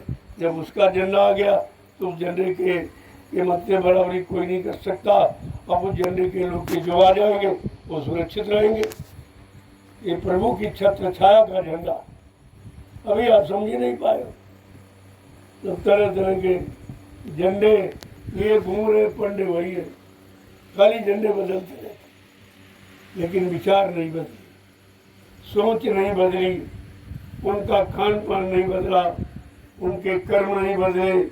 इसलिए व्यवस्था कभी नहीं बदलेगी। तुम जितना शोर अल्लाह मचा लो, कुछ होने वाला नहीं है। इसलिए सच्चाई के साथ जुड़ो, सच्चे रास्ते पर चलने के लिए निकल पड़ो, और धीरे धीरे एक अच्छे समाज, भले समाज का, चरित्रवान समाज का, ईमानदारी में रहने वाले लोगों एक समाज तैयार। मैं अच्छे सच्चे समाज की स्थापना के लिए प्रयास कर रहा हूँ। ये जितना हमारा प्रयास है, एक अच्छे सच्चे समाज की स्थापना, इससे सबको सुख शांति मिले। आज परेशान क्यों? राजनीतिक लोग कहते हैं कि मतलब यानी अधिकारी कर्मचारी खराब। मैंने कहा नहीं, मेरे देश का कोई कर्मचारी अधिकारी खराब नहीं, तुम्हारी व्यवस्था खराब। अपनी व्यवस्था ठीक करो, किसी पर दोष मत दो। व्यवस्था तुम्हारे हाथ पे है और बदनाम कर्मचारी अधिकारियों को करते हो। अब तुम्हारे में इतनी सोच नहीं है, इतनी समझ नहीं है, और कोई अगर सच्ची अच्छी समाज में पैदा करे तो आप मानने को तैयार नहीं, तो भाई कर लो, हम कब मना करते। तुम्हारे पास अगर शक्ति है, कार्य करने की क्षमता है, समाज को बदलने की क्षमता है, समाज में अच्छाई सच्चाई लाने की शक्ति है, तो आप कर दीजिए। मैं नहीं किसी को रोकता हूँ, आते तो, लेकिन ये जरूर करता हूँ कि काम तुम्हारे से नहीं। ये जनता का काम, ये समाज प्रजा का काम प्रजा के द्वारा होगा। जब तक प्रजा जागरूक नहीं होगी, आप प्रजा का काम जबरदस्ती नहीं कर सकते। पहले इसको जगाओ, ये जो सो रही है, ये प्रगाढ़ निद्रा भोगों की इसमें सो रही, अज्ञानता में सो रहा, इसको जगाइए। सत्यता की आवाज से जगाइए, प्रभु के नाम को लेकर इसको जगाओ। जब प्रभु का नाम सुनेगा तो अंदर प्रभु की जीवात्मा बैठेगी, सबके अंदर। वो चेतन का रूप धारण किया, वो जगेगी तो सब जग जाएंगे। तो आपके पास जीवात्मा जगाने का कोई साधन नहीं, कोई ऐसी चीज नहीं है जो जीवात्मा को जगाओ। इसलिए जीवात्मा को जगाने के लिए और प्रभु के मिलने के लिए ये प्रभु नाम आया। कि जब तुम प्रभु नाम लोगे तब तुम सबका काम करो। ये कोई तुम्हारा नाम या किसी आत्मा महात्मा का प्रतीक का नाम नहीं है, ये प्रभु का नाम, ये जय गुरुदेव नाम प्रभु का, ये कोई आदमी इंसान का नहीं है। बाबा जी ने तो इस नाम को जगाया और सिद्ध किया और कहा भाई मेरा नाम नहीं है, मेरा नाम तो वो है जो संत गोस्वामी जी महाराज जिन्होंने रामचरितमानस रखी, मेरा नाम माँ बाप ने व्रत दिया। वैसे नाम तो वही जो काम कर रहा हो, जैसे जो लकड़ी का काम करके उनको तुरंत लोग नाम देते कि बढ़ई है, नाम तो शरीर का कुछ और है लेकिन काम का नाम बढ़ई, जो लकड़ी का काम कर रहा, जो लोहे का काम करते उसको लोहार कहते। ये नाम काम के द्वारा रखा गया। तो संत महापुरुष जिस नाम से काम करते हैं लोग उनको उसी नाम से जानते और उसी नाम से पुकारते हैं और उसी नाम से वो तुम्हारा काम करने आए, तुम्हारा काम करेंगे और किसी का। इसलिए वो कभी अपने नाम का प्रचार नहीं, अपनी जाति का, अपने गांव का, अपने माँ बाप का ये कोई प्रचार नहीं करते। वो प्रभु के नाम का प्रचार करते हैं और प्रभु नाम के सिद्धांतों को लोगों को बताते हैं और उस पर चलाते हैं और स्वयं चलते हैं। बात तो पहले समझिएगा, या कोई इस तरह का प्रचार मैंने कभी अपने नाम के बारे में कुछ नहीं बताया, क्योंकि मेरा कोई नाम नहीं है, क्या बताऊं। अब जो काम कर रहा हूँ इसी नाम से लोग जानते हैं, लेकिन ये नाम कहते भाई मेरा नहीं है, किसी आदमी इंसान का नहीं है, ये प्रभु का है। जब आप प्रभु स्वतः भूमंडल पर आ गया फिर उसके सामने कौन टिकने वाला, उसके सामने कौन सा काम करने वाला है, ये तो बात आपको समझनी चाहिए। अब उस प्रभु को तुम किस रूप में मानते, कुछ लोग सम्राट के रूप में, अच्छी बात है, सम्राट माने राजाओं का राजा, महाराजा, लेकिन ये पदवी बहुत छोटी है। जो अनामी महाप्रभु है उसको किसी पदवी से यहाँ विभूषित नहीं किया जा सकता, क्योंकि जो पदवी दे रहे हो इंसानों की है इसलिए उसका अपमान होगा। लेकिन लोग अज्ञानता में कुछ न कुछ कह देते, नहीं उनको मालूम। लेकिन आपको तो पता है, सत्संग वचनों को सुना कर ये सब जानकारी आपके अंदर भर दी गई। तो इसलिए अगर काम करना है तो नाम से जुड़ना पड़ेगा। कौन सा नाम? जो समय का जगाया नाम, समय के जीवों को जगाता, समय के जीवों का काम करता। जो पिछले नाम वो अपने समय के नाम हैं सच्चे, लेकिन अपने समय। आज वो समय नहीं है। कोई सतयुग का नाम हरि नाम और त्रेता का राम नाम है और द्वापर का कृष्ण नाम और कलयुग का गुरु नाम। तो इसमें कोई भेद नहीं है, इसमें शंका नहीं करना। हरि के 1000 नाम, करोड़ों नाम विष्णु भगवान के, अनंतों नाम परमात्मा। तो आप तो करोड़ों और अनंतों नाम जानते नहीं हो। उन्हीं नाम में से ये जय गुरुदेव नाम प्रभु का, ये कोई अलग से थोड़ी है। अब आप सब नाम तो नहीं जानते, इसलिए इसके बारे में, जबकि आप सारी सृष्टि में पहले गुरु था, गुरु के अलावा कुछ नहीं। गुरु माने ज्ञान कराने वाला, रास्ता बताने वाला, सच्चे रास्ते पर चलाने वाला, उसको गुरु कहते। गुरु कोई आदमी इंसान का नाम नहीं होता। इतना भी आप नहीं समझ पाए और सब फंस गए हो। और जिसमें फंसना चाहिए गुरु नाम में उससे अलग हो गए। में जितने लोग आते हैं वो सब जय गुरुदेव मिशन के ही। अब जरा भ्रमित हो गए, यहाँ से हट गए, सोचता हूँ कहीं कुछ मिल जाएगा, हमने कहीं कुछ है ही नहीं मिल गया। अगर मिलना है तो यही से मिलेगा, जिसके पास भंडार है वो देगा। और जो स्वयं भिखारी, उनके पास मांगने से आपको क्या मिले?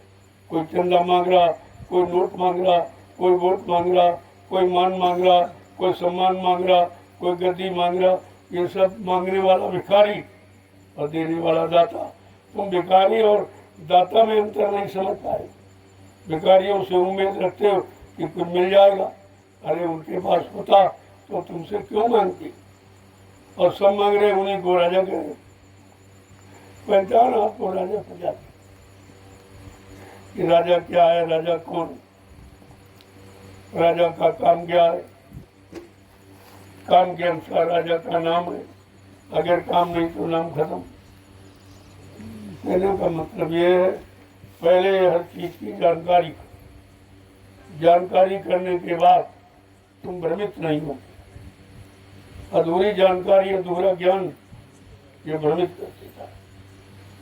इसलिए आपको पूरी जानकारी होनी चाहिए कि काम किसके द्वारा हुआ है, अब किसके द्वारा होगा। जब तक काम के बारे में जानकारी नहीं होगी, काम करने की भूमिका आपको नहीं मालूम, तो फिर आप काम नहीं कर सकते। और किसी के सहारे बैठे कोई कर दे, कोई कर दे, अरे भाई कोई कर देगा तो तुमको करने की कला थोड़ी मालूम हो जाए, तुम्हारे पास करने का ज्ञान नहीं होगा।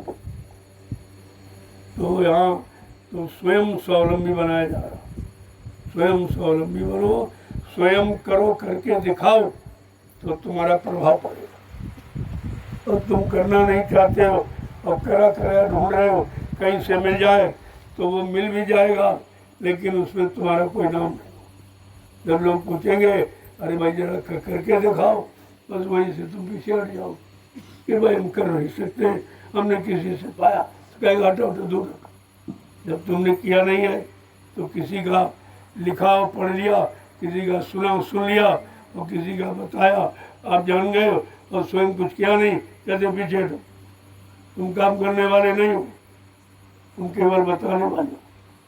यहाँ सब आदेश देने वाले, अगर सब आदेश देने वाले हो जाते तो ये काम होता। आदेश सबको दिया गया, हमारे यहाँ कोई छोटा बड़ा नहीं है, आदेश सबको। और सब ये सोचते हैं कि चलो भाई थोड़ा बहुत करेंगे, नहीं करेंगे तो लाभ नहीं मिलेगा। और ये लाभ कोई दे नहीं सकता हिंदुस्तान, जो परमार्थी श्रमदान सेवा का लाभ, एक डलिया मिट्टी के सिर पर रखोगे, पता नहीं कितने जन्मों के पाप उतर जाए, इतना बड़ा लाभ। और एक डलिया डालोगे तो एक माला स्वीकारो, आपका सुमरन भी चला। ये अध्यात्म और भौतिक दोनों साथ साथ, दोनों पहलू हैं, दोनों समझना पड़ेगा। और समझ करके कौन अच्छा सच्चा उसको पकड़ के चलना पड़ेगा।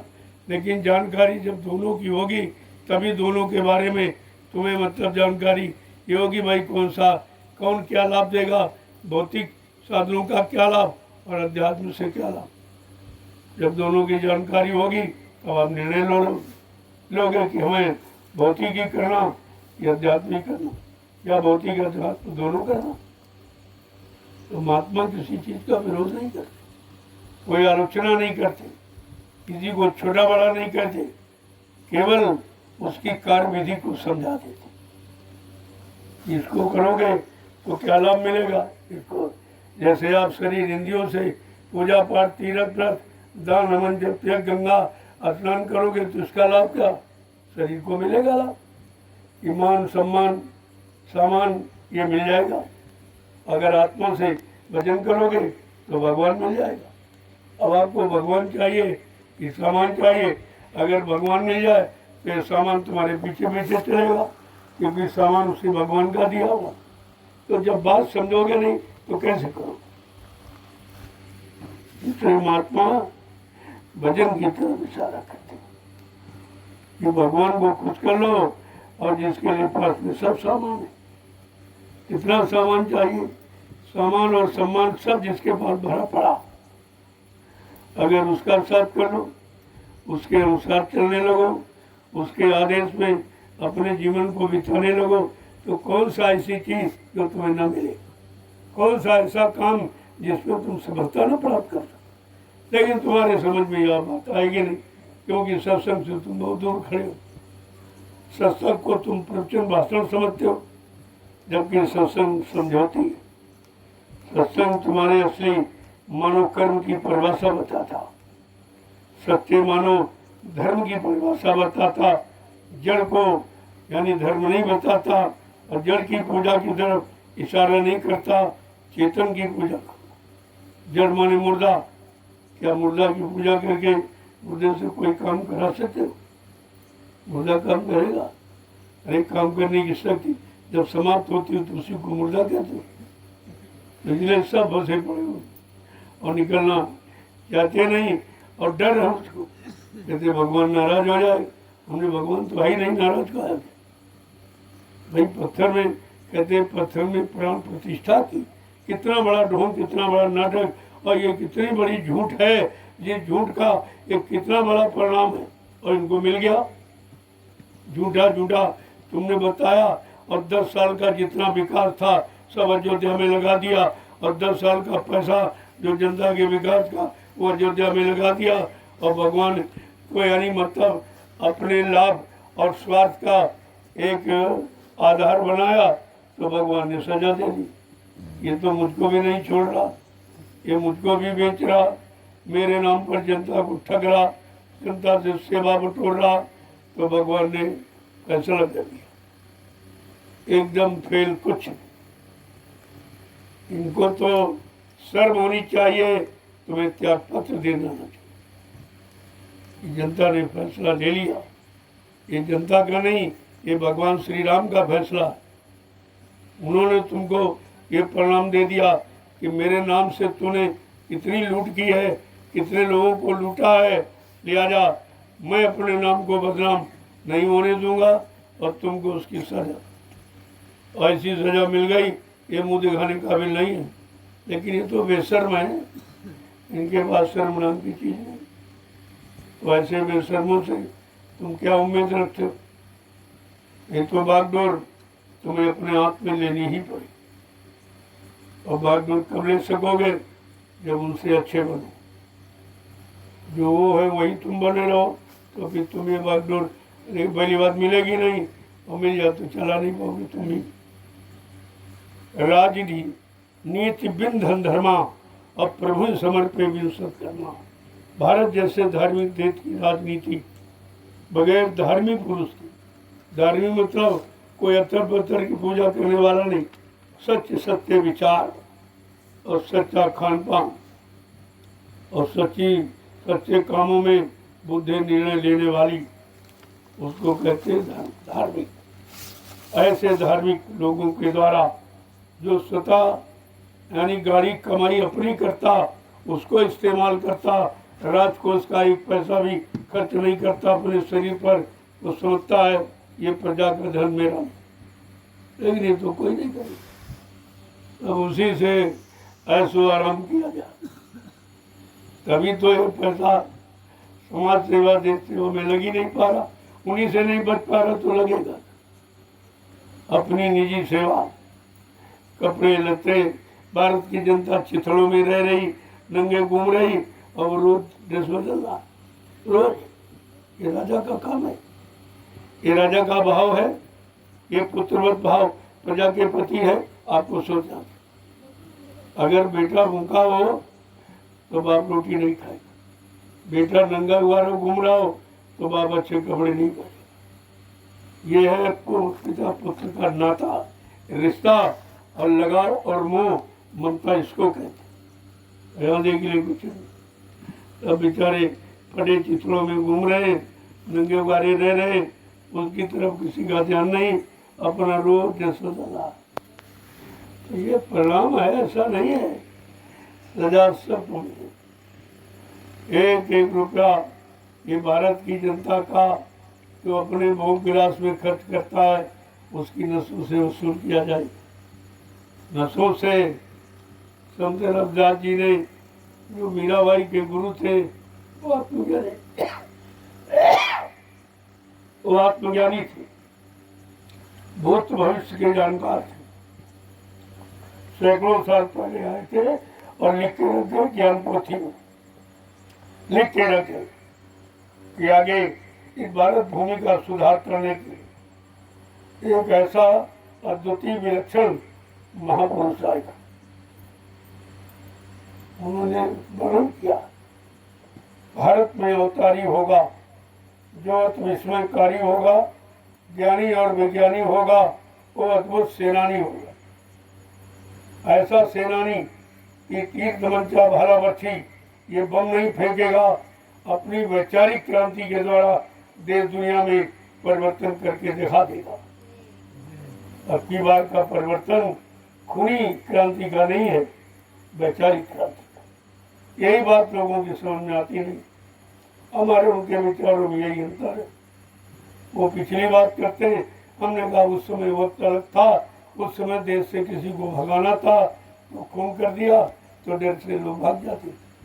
लेकिन आज तो सभी स्वदेशी, सब देशवासी, किसी को भगाना नहीं, इनको समझाना है, इनको जगाना है, इनको होश में ले आना है, इनको इनके मूल सिद्धांतों को बताना है।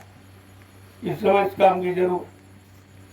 तो रविदास जी कह रहे हैं ऐसे ही महाशक्ति, शक्ति नहीं महाशक्ति का भारत देश में पैदा हो जाएगा और वो अनोखे काम करेगा जो कोई नहीं कर सकता। कौन सा अनोखा काम कि जीते जी कई बार मरेगा और छंदम भेष में वो बिचरेगा।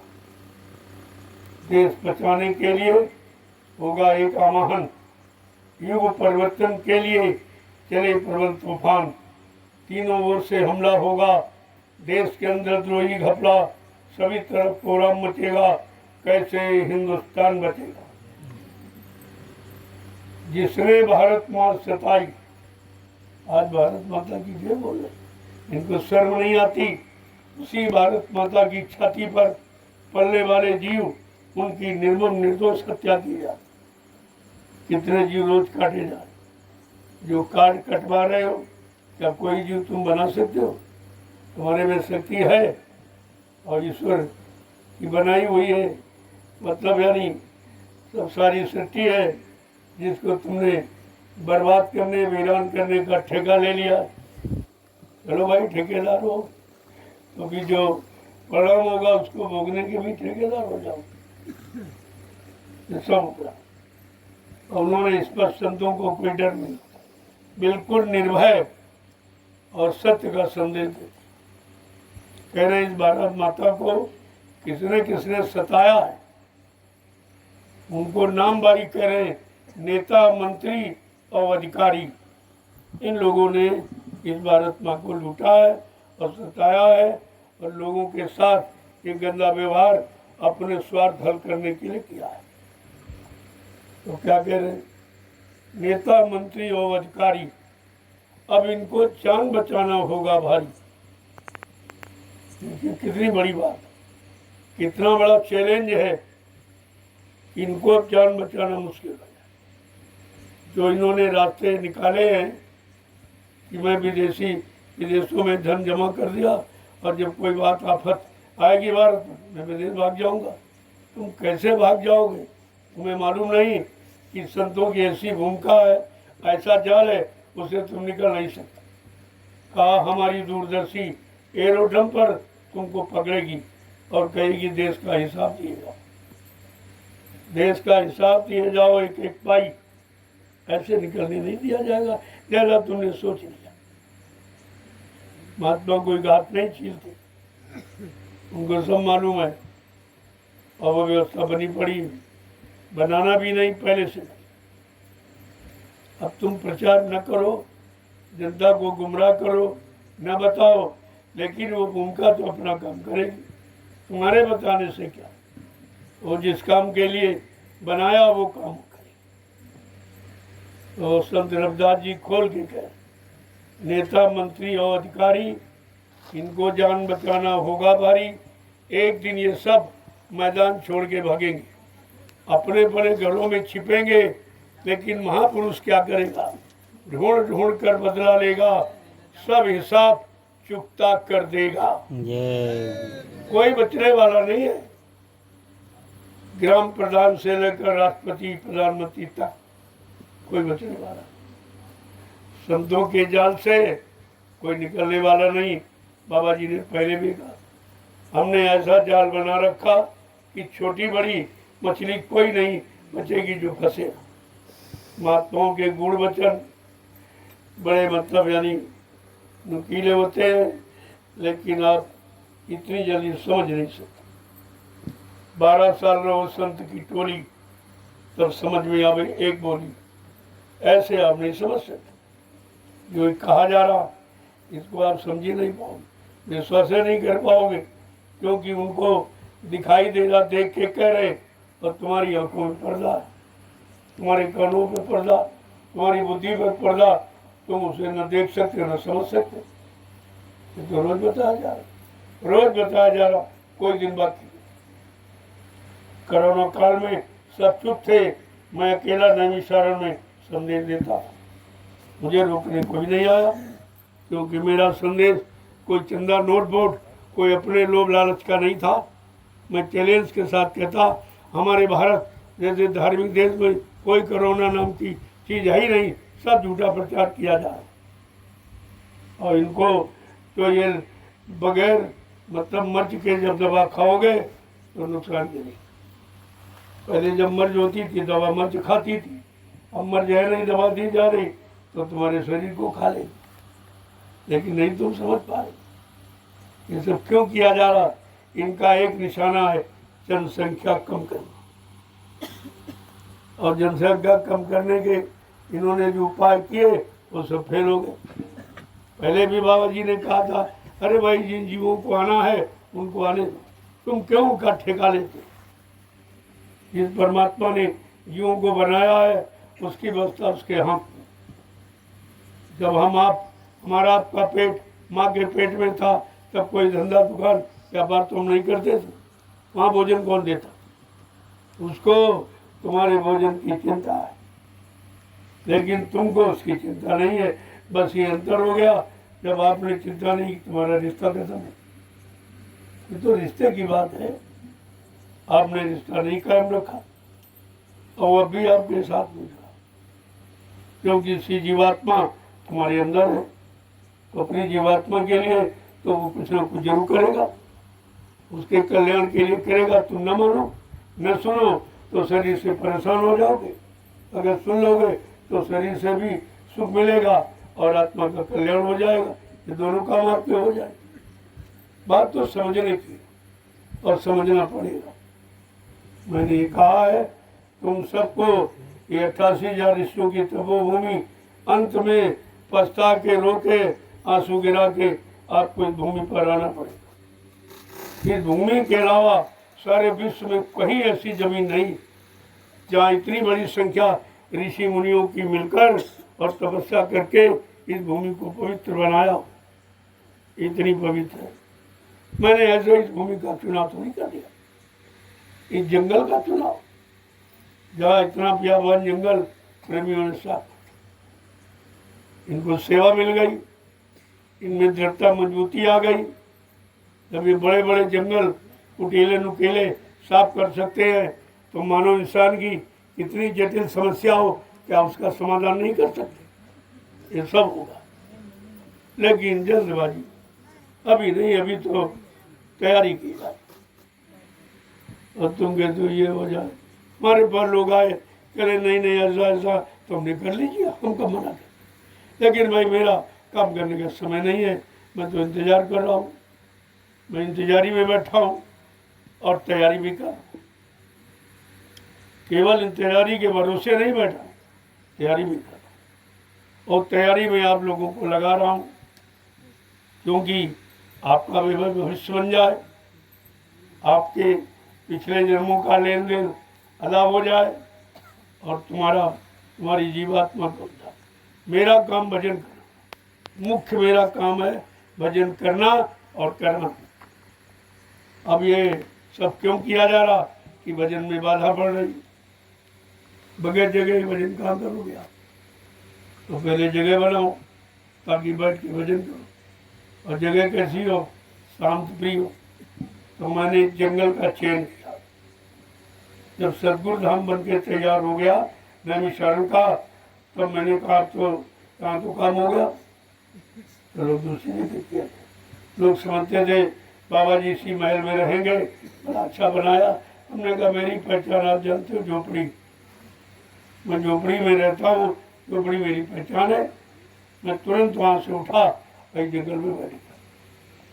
3 महीने प्लास्टिक की झोपड़ी में मैंने निकाले। ऐसा नहीं है कि तुमको रखता हूँ मैं कोई महलों में रहता। अब ये प्रेमी है, कुछ न कुछ व्यवस्था अपना करते रहते, लेकिन मेरी कोई डिमांड नहीं होती कि हमारे लोग को, क्योंकि मेरी कोई डिमांड नहीं, मेरी कोई इच्छा नहीं है और मेरा कोई खर्चा भी नहीं, कुछ नहीं। एक रोटी 24 घंटे, 4-5 अनाज की मिला, बस कभी नमक से और कभी मतलब यानी एक प्याज ले लिया और एक मूली ले ली और बस थोड़ा सा वो भोजन हो गया। ये भोजन कोई बीमारी नहीं लाए कभी। बीमारी सब्जी और दाल जिसमें तरह तरह के मिर्च मसाले आप मिलाते हो, वो तुम्हारे पेट के डाइजेशन को खराब करते हैं। आप नमक रोटी खा के देखिए, कोई बीमारी तुम्हारे पास नहीं आएगी। मैं सुबह आपको नाश्ते में पहले यही देता था, एक रोटी दो, उस पर एक नमक का ढेला दो, एक हरी मिर्च दे दो, अगर प्याज होती प्याज दे दो और थोड़ा गुड़ दे दो, इनकी थकावट चल जाए और ये खाकर देखिए सारी बीमारी जिससे आती है वो तो आप छोड़ना नहीं चाहते। वही ये छुड़ाया जा रहा कि चटपटा और तीखा भोजन ये बीमारी को बुलाता, निमंत्रण देता और आपके मन को भड़काता, मन को चंचल बनाता, मन में एकाग्रता को खत्म करता। ये कितने तरह से नुकसान होता। तो भोजन पर पहले आहार, तब विचार। आहार से विचारों का जन्म होता है और जब विचार अच्छे तो कर्म अच्छे, जब कर्म अच्छे तो फल अच्छा।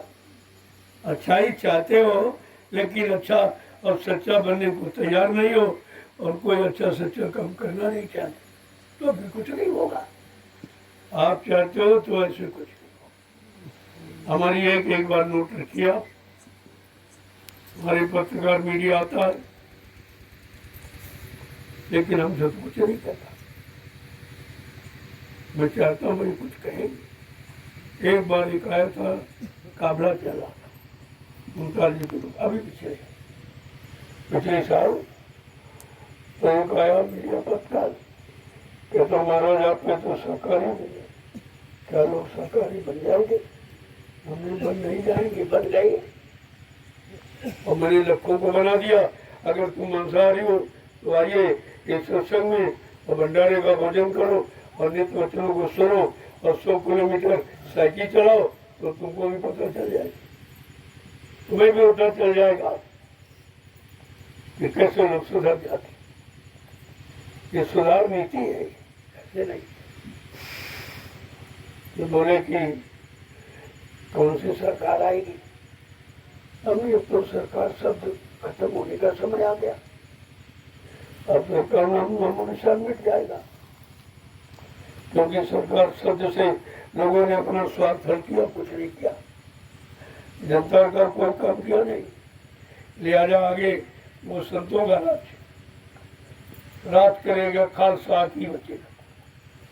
गुरु नानक जी ने आगे संतों का राज, तब तुम्हें सच्चाई मिले, तुम्हारे सब काम सच्चे हो जाए, सच्चा न्याय सुरक्षा तुम मिले।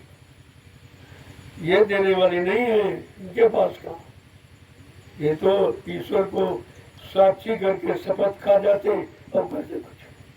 ये ईश्वर को भी शपथ खा जाते, सब करते ईश्वर को साक्षी करके कि मैं ये काम करूंगा, मैं देश की सेवा निस्वार्थ करूंगा। ये कसम वसम का इनका कुछ नहीं, ये तो दाएं बाएं का काम था। इसलिए इनके भरोसे कुछ नहीं होगा। अब आप इनका भरोसा क्यों? अपने आप पर खड़े हो जाओ, क्योंकि प्रजातंत्र यानी प्रजा ही राजा। तुम अपने आप को ये समझ ही नहीं पा रहे हो कि हम ही राजा हैं, हमारे द्वारा राजा बनता और फिर राजा हमारे पर शासन करता, और हम समझ नहीं पाते। हमारी जो व्यवस्था है वो तो बनाता नहीं, जो हमारी सुख सुविधा के साधन वो तो करता नहीं, हमको न्याय सुरक्षा रोजी रोटी कभी देता नहीं। तो आपको तो सोचना पड़ेगा कि प्रजातंत्र में प्रजा ही राजा है। आज प्रजा को कितने दबा के रखा जा रहा और प्रजा पर शासन किया जा रहा, और प्रजा पर वो लोग राजा बन के शासन करते, अब कहते प्रजा ही राजा। सब झूठा संदेश, और तुम इस संदेश पर कभी विचार करते नहीं। मूल जड़ को पकड़ो तो आपकी समझ में सब आए। ये डाल पत्ते लिए लिए घूम रहे हो, इससे कुछ नहीं होगा। जड़ को पकड़िए आप, सब काम हो जाएगा।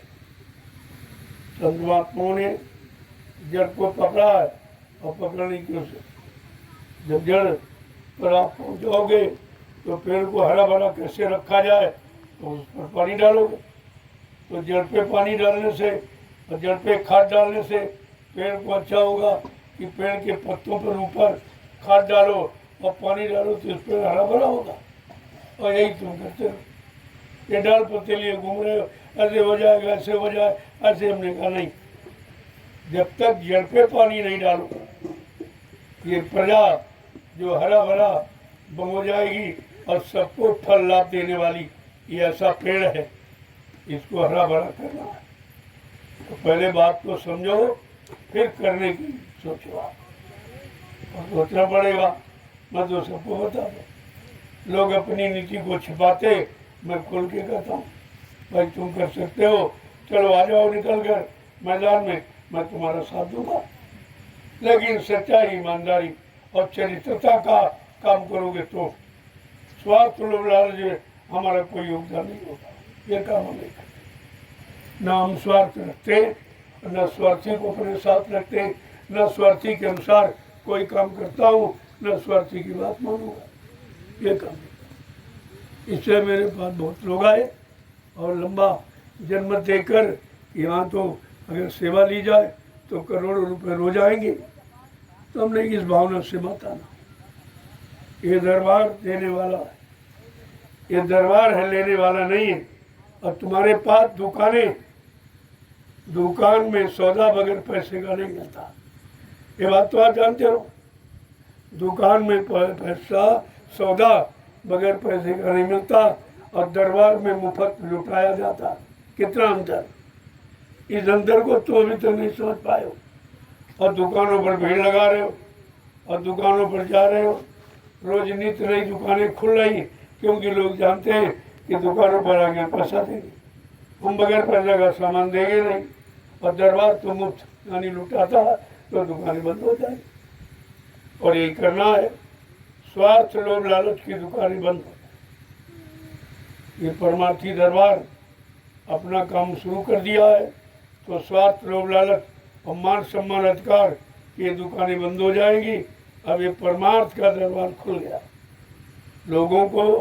लोगों का सच्चा काम करने के लिए, इनको सच्चा न्याय, सुरक्षा, रोजी रोटी देने के लिए ये दरबार ने संकल्प लिया। आपको भी मालूम ही क्या है, लेकिन बहुत आहिस्ते आहिस्ते मैं अपना काम कर रहा हूँ, धीरे धीरे धीरे धीरे, ताकि धीरे धीरे में लोगों की परीक्षा भी हो जाए, लोग मजबूत भी आ जाएंगे, भगोड़े भाग जाएंगे, स्वार्थी लोभी लालची भाग जाएंगे।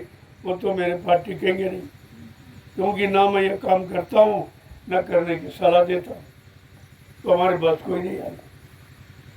और हमको ऐसे स्वार्थी लोभी लालचों की जरूरत ही नहीं। हमें कोई भीड़ नहीं बढ़ाना, हमें तो काम करने की भूमिका बना, योजना बना, और उस काम करने के लायक लोगों की खोज करनी, उनको ढूंढ रहा हूँ। ये सेवा कर रहे हैं, इसी में से निकल आएंगे। आप देखते जाइए इनको कैसे मजबूत किया जा रहा, इनके अंदर निस्वार्थ की भावना कैसे भरी जा रही। जैसे आज ये काम निस्वार्थ कर रहे हैं, ऐसे पूरे देश का काम निस्वार्थ करेंगे। इनको ऐसी शिक्षा और तालीम और दीक्षा दी जाएगी, ये अपने आप को कुर्बान कर।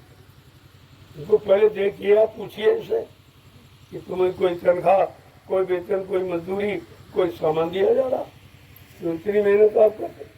कहते नहीं, आदेश का पालन करता हूँ, आदेश सर्वोपरि है इनका। ये गुरु का आदेश सर्वोपरि है, ये गुरु भक्ति सर्वोपरि। जिस भक्ति के करने से ऐसी शक्ति तैयार हो जाती कि दुनिया का काम वो कर सकता, जिसके पास सच्ची गुरु भक्ति। आप समझते हैं क्या? अभी तुम गुरु शरण में आए नहीं हो, गुरु भक्ति तुमने की नहीं है और तुम शक्ति चाहते हो और काम करना। अरे बगैर गुरु भक्ति के शक्ति नहीं आएगी और बगैर शक्ति के तुम कोई काम कर नहीं सकते। बात तो समझ में आपकी आती नहीं, मैं तो खोल के कहता हूँ। तुम जब त्योहार हो जाए अभी हो जाए, हमने कहा नहीं, हर काम का समय निश्चित है, चाहे अच्छा काम हो चाहे बुरा, उसके करने का समय निश्चित है और उसका परिणाम और फल भी निश्चित है। फिर आपको चिंता नहीं, अच्छे सच्चे काम में लग जाओगे। अच्छाई सच्चाई चाहता है, चाहते हो कि समाज में, समाज के लोगों में, देश के लोगों में सच्चाई अच्छाई आ जाए, तो आप सच्चाई अच्छाई में पहले जुटते जाओ, करके तो दिखाओ, तभी तुम समझ पाओगे किसी में सच्चाई अच्छाई है कि नहीं।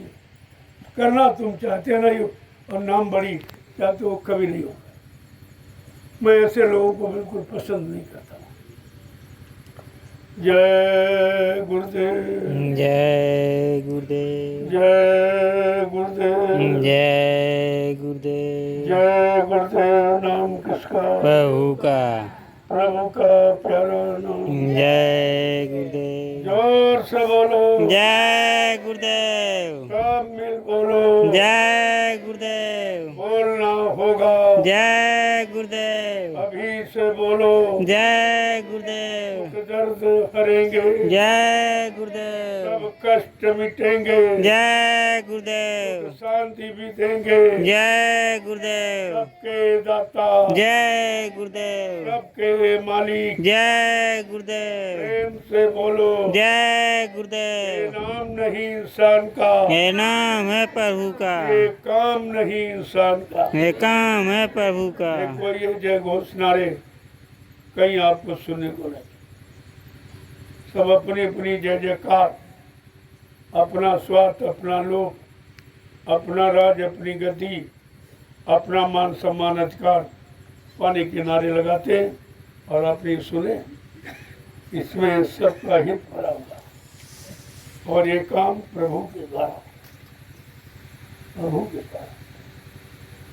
जब परमात्मा स्वतः अपना काम करने के तैयार होता तो किसी न किसी शक्ति में, यानी शक्ति में अपनी शक्ति प्रवेश करे, किसी न किसी इंसानी पोल पर अपनी शक्ति भेजता है। तो गुरु की शक्ति से वो इंसानी शकल काम करता है। वो अपना काम नहीं, क्योंकि वो जानती है ये गुरु के द्वारा हो रहा, गुरु स्वतः कर रहा, केवल निमिष मात्र हमको खड़ा कर दिया, काम वही करता, तो उसमें कोई अहंकार नहीं। वो जानता हम तो कर ही नहीं रहे, तो गुरु ही करवा रहा। तो इन बातों पर जब ध्यान से आप चलोगे करोगे तो सच्चाई तुम्हारे पास, ये सब सच्चाई। तो काम तो होना है। कहा था किसी मनुष्य पोल पर बैठकर मैं तो तुम्हारा काम करूँगा, तुम चिंता क्यों करते? तुम मेरे आदेश हुकुम का पालन करो और तुमसे मैं तो भजन कराऊंगा। ये देश सेवा, समाज सेवा भी कर लो और अपनी आत्मा के कल्याण के लिए भजन कर लो। सेवा और भजन, सेवा है देश के समाज को लाभ देने के लिए और भजन आत्मा के कल्याण के लिए, तुम्हारे दोनों काम हो जाए। तो इसमें से महात्मा तो कौन सा गलत है? वो तो तुम्हारा दोनों तरफ से काम, शरीर समाज परिवार में सुख शांति आ जाए और तुम्हारी जीवात्मा का उद्धार कल्याण हो जाए। और आप क्या चाहते? सुधार और उद्धार दोनों, और दोनों हो जाएंगे। इसी को सतयुग, सत्य का युग, सत्य की व्यवस्था भूमिका कहोगे।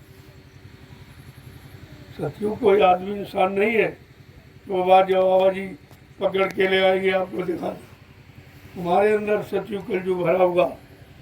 तुम खुद देखो अपने आप कि 24 घंटे में कितने बार सतयुग में जाते हो, कितनी बार कलयुग। आपको समझ में आ जाएगा सतयुग कलयुग क्या है।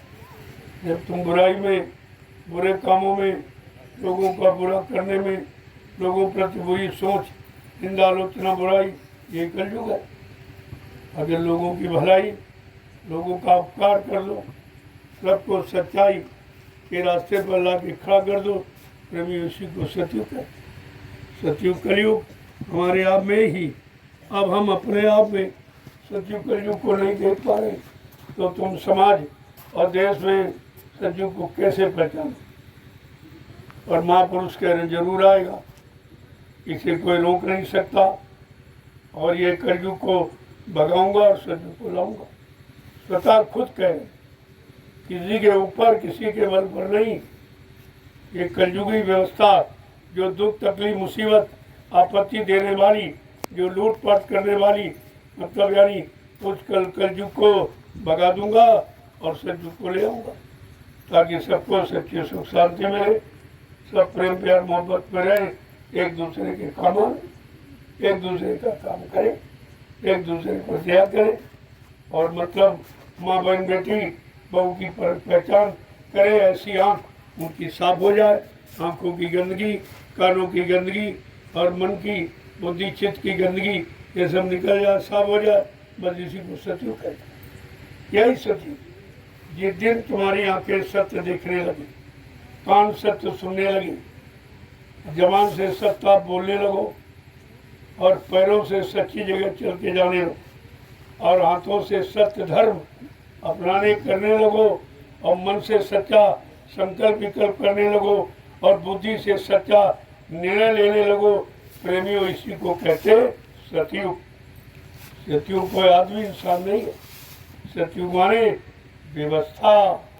इसलिए आपसे कहा जा रहा, तो हमें सहयोग करो, मैं तुम्हें व्यवस्था दूंगा। और यही बात पहले थी, लेकिन तुम समय समय की बात को, समय समय के इशारों को समझ नहीं पाते हो। समय एक समान नहीं होता, इसलिए इशारा और आवाज आदेश एक समान नहीं होता। तब किसी को देश से निकालना भगाना था, जब अंग्रेजों को देश से निकालना भगाना, जैसे तुम्हारे मकान में कोई किराएदार, अब वो कमरा नहीं छोड़ा, मकान नहीं छोड़ा, आप परेशान हो, अगर तुम दरवाजे पर एक खून कर दो तो रातों रात मकान छोड़ के भाग जाएगा। इतना बड़ा प्रभाव होता डर। तो इसी को उन्होंने एक आवाज लगा दी कि अंग्रेज सुन ले कि ये लोग किस तरीके से तैयार है, कहा तुम मुझे खून दो, मैं तुम्हें आज़ादी दूंगा। ये सुनकर अंग्रेज भयभीत हो, किया तो थोड़ा बहुत, लेकिन काम बड़ा हो गया, आगे हो। तो उस समय भगाना था, अब किसी को भगाना नहीं है, ना कोई विदेशी संस्कृति हो, सब देश के रहने वाले हो, तो इनको भगाना नहीं, इनको समझाना है, इनको जगाना है, होश में लाना, ये काम आपको करना।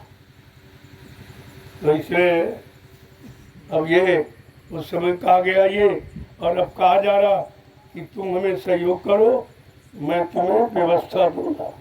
और आपको व्यवस्था चाहिए, परिवार की, समाज की, शरीर की, देश की, न्याय की, सुरक्षा की, रोजी और रोटी, यही आपको व्यवस्था तो चाहिए। कोई नई आबादी नहीं है, पुरानी है, लेकिन समय अनुकूल स्थितियां परिस्थितियां बदलती रहती हैं, उसी के अनुसार लोगों के कान तक आवाज पहुंचाने के लिए कुछ बदलाव किया जाता है।